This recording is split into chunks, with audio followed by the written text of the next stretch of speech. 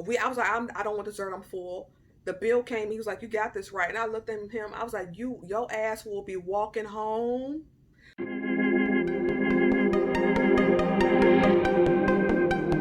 Well, hello there. Thank you for tuning in to Shanae's Law. I am Shanae. This will be the last episode of our series on the channel, The F-Boy Chronicles. You should already know what it's about. If not, quick synopsis. These are teachable moments in the form of a story telling you about all the horrific dating experience I've had with the F-boys. Immature, childish, selfish, probably a little mentally deformed guys who thought they were the prize and mistreated me. And they had a lot of red flags that my younger self didn't always see but knew was wrong. So this is how this whole thing got formed. The idea was conceived in late December 2019, was supposed to be posted for F-Boy February. All of the footage was mysteriously disappeared, and this is our third time filming it. So if it doesn't make it to the internet now, you'll never see it again. So let's just jump right in. Now, this episode is episode 4. If you haven't seen the first 3, I'm going to be posting them throughout the story. Please make sure you catch up so you can kind of see my level. And I'm going to try to be nice, but my level of savage, my inner savage won't let me. So let's go. I met this guy. Actually, I already kind of knew him. I knew of him. We went to the same high school. So I always saw him around. Short, but he was cute. I didn't hear any problematic things about him, so I didn't know the personality, any reputation of the sort. I didn't know. I didn't have any idea. But I was very close friends with his brother. His brother and I were very cool. He would hang out at my house and things like that. He did kind of start tripping when I got a boyfriend, which was William from episode 2. This is kind of like, connected. But anywho, so I was hanging with his brother for a while. Didn't really know him like that. He was kind of mean. So I didn't want to parse that because, listen, I'm cute, but I curse people out to the soul. I will have people, they might not do it in front of me, but I'm pretty sure they'll be pondering in that bathroom mirror thinking, I don't feel very much like a lion. I hurt your feelings. I sleep well at night. So moving on. Anywho, I remember after high school, post William, post Idris, he hit me up on Facebook a few times. I think we were already Facebook friends just in passing, but we, again, never any real conversation. So eventually we got cool. It would be occasional Facebook messages, things of the sort. Now I remember back then he had pictures posted, he was brown and slim. He had them long dreads. He was looking good. Like he was looking like he drank water and used Clearasil. He was looking like he was taking care of himself. He had a nice Mustang, things of that sort. Now, I remember he was trying to get my number. Now, this is the thing. I don't do the brother thing. I don't do the cousin thing. I think it's nasty when these guys try that. Because even though I didn't date your brother had a really big crush on me. And, we actually kind of fell off. I think because I ended up getting a boyfriend. So I think I hurt his feelings. I didn't mean to. But even though we wasn't like that, I still don't do that brother thing. It's just nasty to me. It feels incestuous to me. I just can't do it. I just can't be doing it. So I used to shy away from it. I kind of curved him. Yeah, I remember he called me a bitch. No, scratch that. I think he called me a bitch while I was on the phone with his brother. I don't know why he did.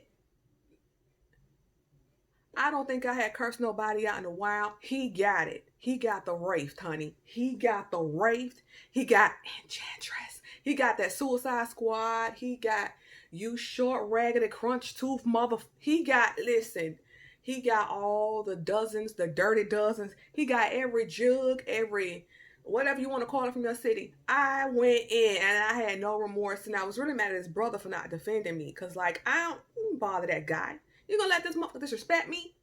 So that's when that was. So he's trying to come back. My bad, let me clear that up. He tried to come back at this point with this picture of him in a Mustang and the dreads, and then he apologized.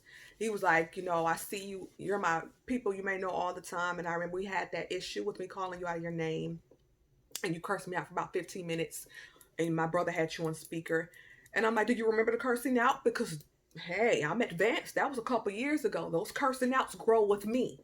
As my soul and my spirit transcend, so does the level to hurt one's feelings when they get out of line. And He went on to say that he was sorry and he understood the error of his ways and such. So I remember around this time, I was obsessed with Nikki's Looking AN.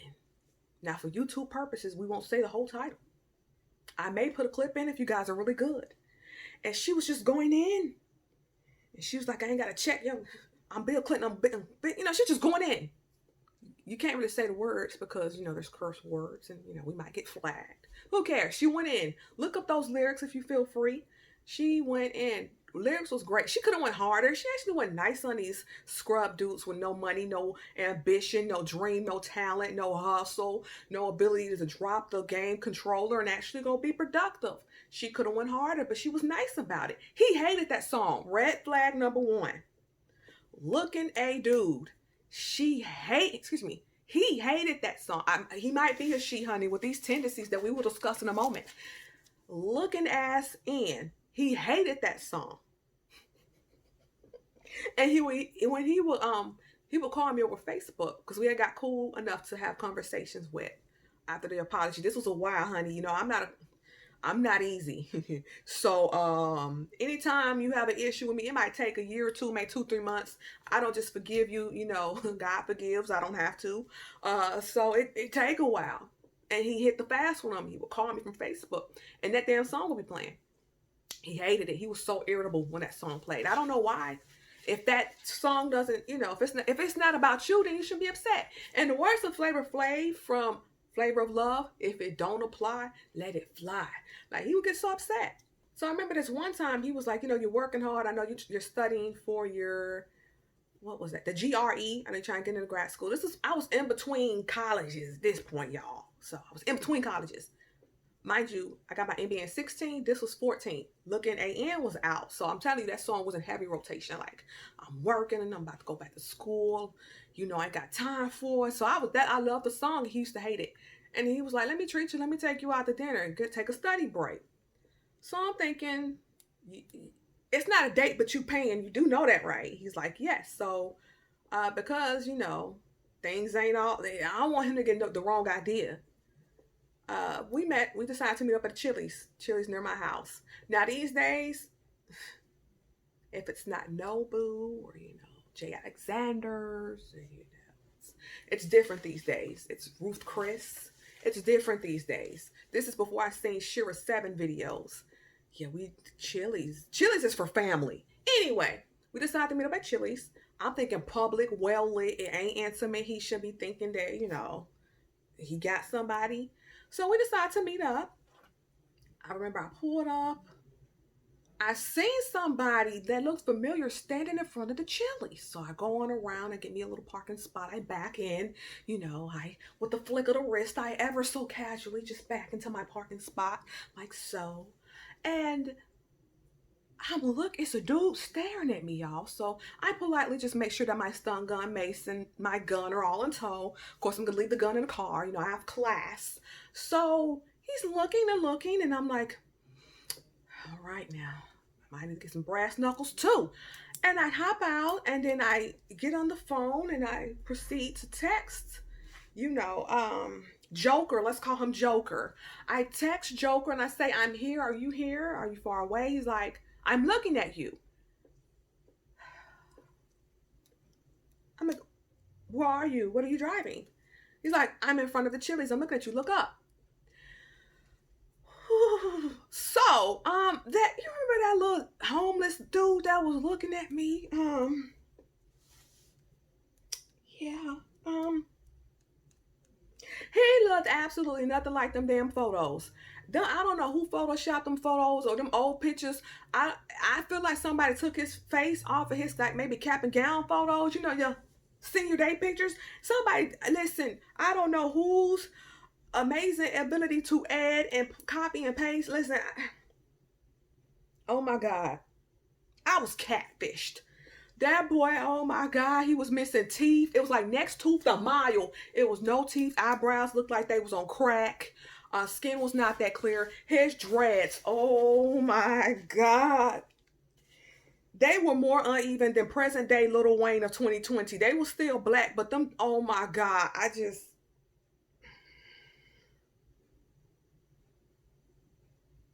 his pictures had him showing all his teeth. His dreads were all even and clean. Um, his skin was clear. He looked like an upstanding young gentleman. I curse and damn whoever invented that app to make him look like somebody he's not. I curse that person. Why the hell would you play with people's emotions? And granted, it wasn't like that. I wasn't trying to be his girl. But you can give people serious heart attacks and asthma attacks. And I think I had left my rescue inhaler at home. So you can't do that. I'm looking at you. I'm not sure what I'm looking at. Like, goddamn. Like, y'all, oh my God.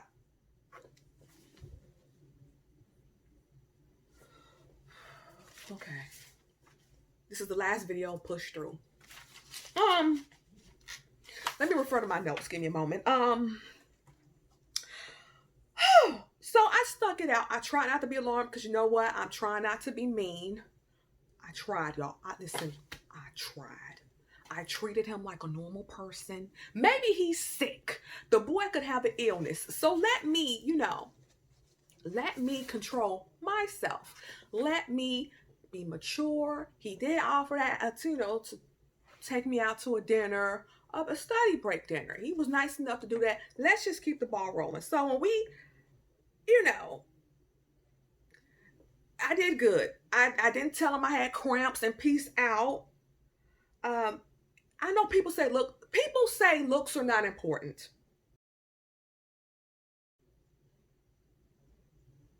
And those people should be arrested because the night that I went through, I really should have told him I had cramps and that I wasn't going to make it, especially when the Chili's was super crowded. They had a birthday party and it was like, it was super lit. Like everybody, they had the damn whole Chili's. How do you know everybody in the damn city? Like the Chili's was lit. It was, oh my God, they were built to capacity. So he said, do you want to go to another one? And I said, I guess we could. I don't want to wait an hour and a half for a free table. And then like that party was still rolling in, So I was like, okay, fine. There's another one.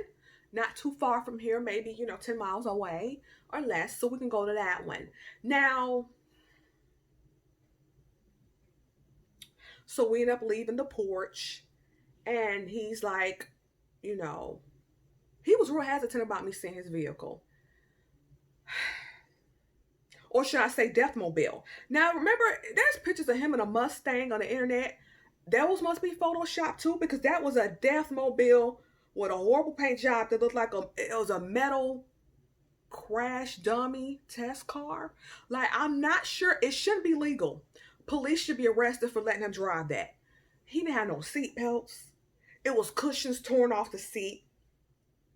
I know he wasn't passing no state emissions test.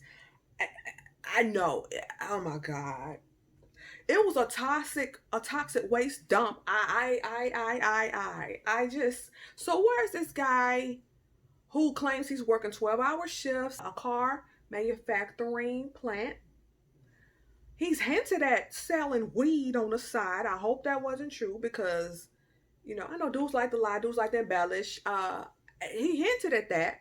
So if you're working 4 to 5 days a week, 12 hours a day at a car manufacturing plant, possible side hustles, why are you driving that? You got court fees you owe. And he lived at home with his mom. I found this out later. Where's this money going? How many lies have you told? I guess when he saw me kind of looking at his car, he was like, I want to roll with you. And I'm thinking, you need to be rolling to the damn tow truck because I don't know if you're going to make it. And then his mother got the audacity to hop in my car. Now, I don't even remember my door being unlocked, but he got in. And so he got cussed out because, what the, you doing? Are you about to rob me? So I have trust issues. There was some cussing out. Then there was a negotiation because I wasn't getting in his car. If we're going to call it a car, I was not getting in that. Oh my God. I would have got in there and then she was never heard from again. I was not getting in that car. I was getting in that goddamn of car. So he hops in. I'm saying, if you think you're gonna be rolling in my fine vehicle, I have a Chevrolet, so I had to let him know. If you think you're gonna be rolling in this car, there will be $20 for gas. But it's just, I don't care. And then there's a $10 fee for you getting disrespectful. And then there's another $10 fee because I'm about to clean my seat when you get out. So I got the money. We wouldn't have rolled off nowhere if I didn't get the money first.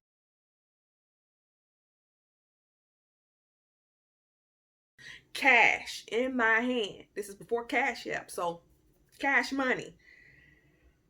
So we go to the next local Chili's. He gets a phone call. I believe it's his mother. Oh, hey, mama, how you doing now? So he tries to recline my seat back, and I kind of bop him because you're not going to touch my radio. You're not going to touch nothing, okay? This is damn near an Uber situation. You're not about to disrespect my stuff, you damn bum. So he's on the phone trying to lean back. He really is short, y'all. Bro was them damn short man. I'm telling y'all, he was about Kevin Hart size, trying to lean back like he the man. Lord have mercy. He's driving a damn fly swat to the Chili's. A fly swat? Anyway, he's on his phone with his mama bragging to my, yeah, I'm about to, I'm out on a date with your new daughter-in-law. And I kind of hit that red light, stop hard, like, daughter-in-law. And, his new girlfriend, this, that, and the third. And I'm just looking at him like, I'm not trying to be rude. I don't know his mother. I'm not going to disrespect her. It's not her fault that she raised the damn addict. But I remember throughout the night, he just kept complimenting me. I mean, I know I'm pretty, thank you. But then he started talking about my jewelry. Mind you, I didn't really have a lot of jewelry on. I had on a Fossil watch. I had on like some gold earrings and things. I had on enough to go out and be cute, y'all. He out here, I'm like, he might really try to rob me. I'm about to F him up. I'm going to let him know this is not it. This is not it. This ain't the work of the Lord. He was, the compliment was too much. And you rich, my girl rich. Your girl's rich? Does she need to call and get you a new car? Because that thing we left at Chili's is illegal. That Deathmobile, she needs to know. Like, if she has the money, I know you're supposed to be giving men money, but if she's your woman and she can write it off as charitable on her taxes, he got mad. He laughed it off, but bruh.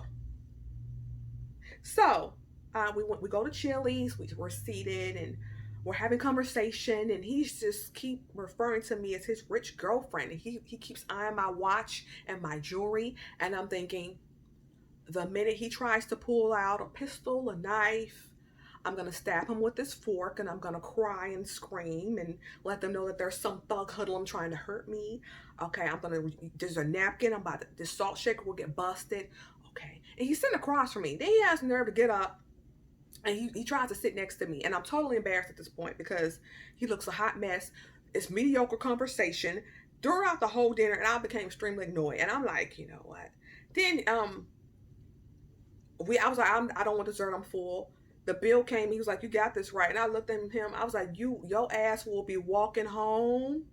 You'll be walking to that other Chili's to get that damn... You'll be walking to Chili's to go get that damn... You'll be going to Chili's to get that damn goat cart from the parking lot. You don't know me, don't you ever. So, I did let him know, you will get left here. You are aware, right? You pay, I never pay. What's wrong with you? So, he kept trying to be all up under me and kept referring to me as his girl. And I'm like, he a whole gold digger out here. He engulfed his soul, The gold digger vibes engulfed my soul.